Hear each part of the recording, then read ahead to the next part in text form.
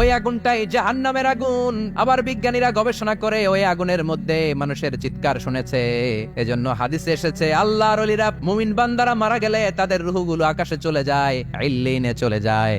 আর কাফের মুশরিক আর নাস্তিক গুলো মারা গেলে তাদের আত্মাগুলো পৃথিবীর মাঝখানে সিজ্জিনে চলে যায়। ওই সিজ্জিনের ভেতরে আগুন আছে না নাই? ইউনাইটেড স্টেটস অফ আমেরিকার নেভাল একাডেমির সায়েন্টিস্টরা এই আয়াতের উপর রিসার্চ করেছে যে সাগরের ভেতরে আবার এই ঠান্ডা পানির ভেতরে আবার উত্তপ্ত আগুনের লাভা আসলো থেকে।